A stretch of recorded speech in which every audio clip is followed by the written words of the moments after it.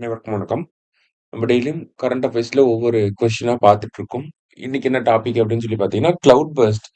So cloud first எதனால நம்ம பார்க்குறோம் அப்படிங்கிற கான்டெக்ஸ்ட் புரிஞ்சிருக்கும்.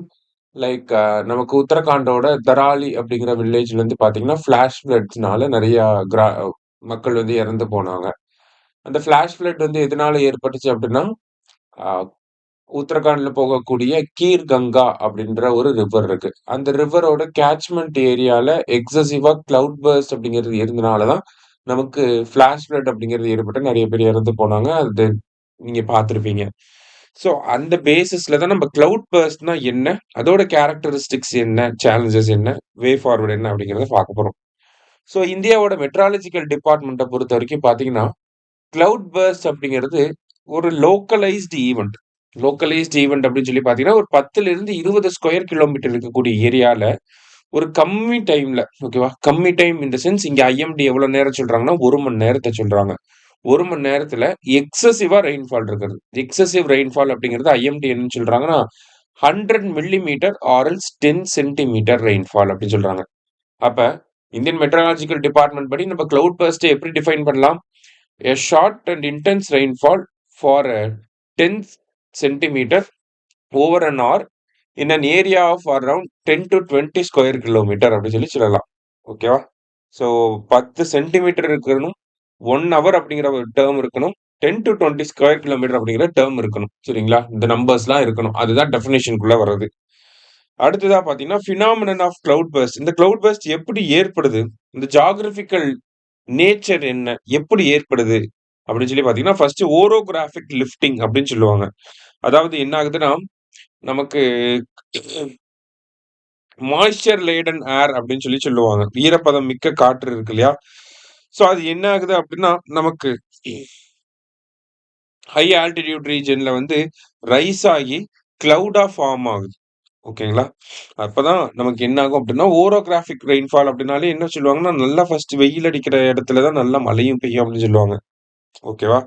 ஸோ, வெயில் அடிக்கிறப்ப என்ன ஆகும்னா, நெறைய மாய்ஸ்சர் லேடன்ல ஏர் வந்து என்ன ஆகும்னா, அப்பர் சர்ஃபேஸ நோக்கி போகும். ஆல்டிட்யூட் ஹை ரீஜியன்க்கு போகும். சரிங்களா? அங்க போய் அது கிளவுடா ஃபார்ம் ஆகி நமக்கு மழை பெய்யும். இந்த மாதிரியான ஒரு காரணம் சொல்றாங்க. அடுத்ததா எக்ஸாம்பிள்க்கு 2013 கேதார்நாத்ல இந்த மாரியான ஓரோகிராஃபிக் லிஃப்டிங்னால ஏற்பட்ட கிளவுட் பர்ஸ்ட் தான் ஏற்பட்டிருக்கு. அடுத்ததா லோக்கலைஸ்டு லோ பிரஷர் ஜோன் அப்படின்னு சொல்றாங்க. ஓகேவா? ஹை ஆல்டிட்யூட்ல லோ பிரஷர் ஃபார்ம் ஆச்சு அப்படின்னா, பக்கத்துல இருக்கக்கூடிய ஹை பிரஷர் எல்லாத்தையும் அட்ராக்ட் பண்ணி, மாய்ஸ்சர் எல்லாத்தையுமே அட்ராக்ட் பண்ணி வச்சுக்கும். அதனால கிளவுட் பர்ஸ்ட் ஏற்படும். எக்ஸாம்பிள்க்கு 2020 ஹிமாச்சல் பிரதேஷ்ல நடந்தது. அடுத்ததா சேச்சுரேஷன் ஆஃப் ஏர் அப்படின்னு சொல்லி குடுத்திருக்காங்க. அதாவது ஏர் வந்து ஒரு குறிப்பிட்ட அளவுல தான் மாய்ஸ்சர வந்து ஹோல்ட் பண்ண முடியும். அது தாண்டிருச்சு அப்படிங்கிறப்ப, அது அட்மாஸ்பரிக் டிஸ்டர்பன்சஸ்னால என்ன ஆகும்? நமக்கு எக்ஸசிவ் ரெயின்ஃபால் அப்படிங்கிறது வரும். அடுத்தது அட்மாஸ்பரிக் இன்ஸ்டபிலிட்டி அப்படிங்கிற ஒரு காரணத்த குடுக்குறாங்க. அதாவது collision between warm, moist air and cooler air. ஓகேவா?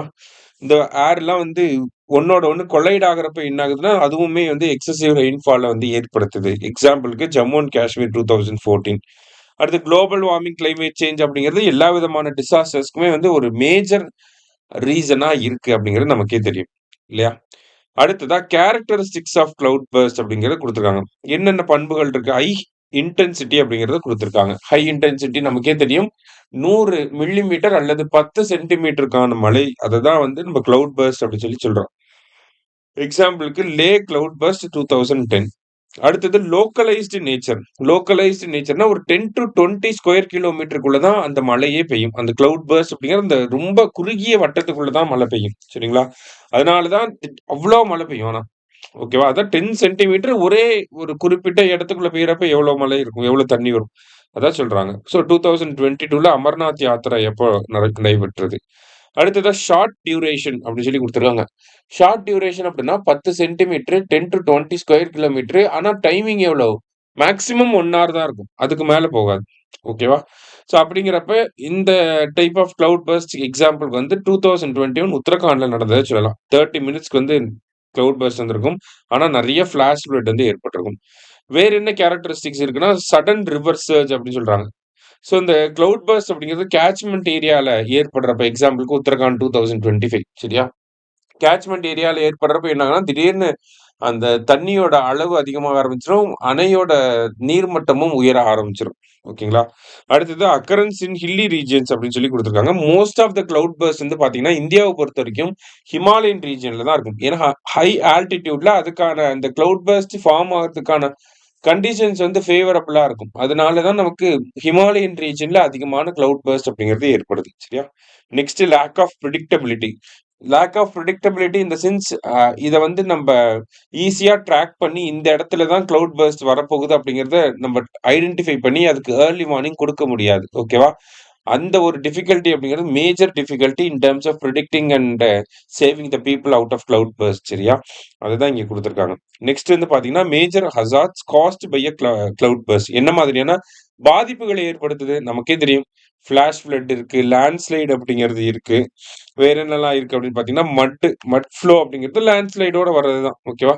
அடுத்தது லேண்ட் கேவிங் அப்படின்னு சொல்லி பார்த்தீங்கன்னா, நமக்கு வந்து அ நிலம் அப்படியே உள்ள போயிரும். ஓகேவா? இப்ப எக்ஸாம்பிளுக்கு வயநாட்ல ஏற்பட்ட லேண்ட்ஸ்லைட் அப்ப என்ன ஆயிருக்கும்னா, பாதி நிலம் வந்து உள்ள போயிருக்கும். அதனால தான் என்ன ஆயிருக்கும்னா, வயநாட்ல அவ்ளோ பெரிய டிசாஸ்டர் ஆச்சு. ஓகேவா? சாரி வயநாடு. ரைட். அடுத்ததா பார்த்தீங்கன்னா, வே ஃபார்வர்ட். ஸோ வே ஃபார்வர்ட்ல என்ன குடுக்கலாம்னா, ஃபர்ஸ்ட் வெதர் ப்ரிடிக்ஷன வந்து இன்னும் பெட்டரா கொண்டு வர முடியும். மிஷன் மௌசம் அப்படிங்கிறத வந்து இன்னும் சீக்கிரமா இம்ப்ளிமெண்ட் பண்ணணும். அப்படின்னு சொல்லலாம். மிஷன் மௌசம் அப்படிங்கிறது போன வருஷம் கரண்ட் அஃபேர்ஸ் லைக் வந்து ஏர்லி வார்னிங் சிஸ்டம இந்தியாவுல அதிகப்படுத்துறதுக்காக, டெவலப் பண்றதுக்காக கொண்டு வந்த மிஷன் அது. சரியா? ஸோ அத வந்து ஃபாஸ்டரா வந்து நம்ம இம்ப்ளிமெண்ட் பண்ணணும் அப்படின்னு சொல்லலாம். அடுத்ததா பார்த்தீங்க அப்படின்னா, வெதர் ப்ரிடிக்ஷன அ டெவலப் பண்ணணும். வெதர் ப்ரிடிக்ஷன்க்காக தான் இந்த மிஷன் மவுஸுமே வந்திருக்கும் ஆக்சுவலி. சரியா? வெதர் ப்ரிடிக்ஷன் நல்லா இருந்தா தான் ஏர்லி வார்னிங் குடுக்க முடியும். ஓகேவா? ஸோ அப்ப அந்த பாயிண்ட் ஆஃப் வியூல எழுதுறோம். அடுத்ததா வந்து பார்த்தீங்கன்னா, எமர்ஜென்சி ப்ரிப்பேர்ட்னெஸ்ஸ கொண்டு வரோம். டிசாஸ்டர் ட்ரெய்னிங்க வந்து மக்களுக்கு வந்து குடுக்குறோம். அதுதான் வந்து இங்க குடுத்துருக்காங்க. சரியா? ஸோ இது ஒரு முக்கியமான டாபிக். நல்லா பார்த்து வச்சுக்கோங்க. Thank you. Suresh IAS academy வெற்றியின் முகவரி.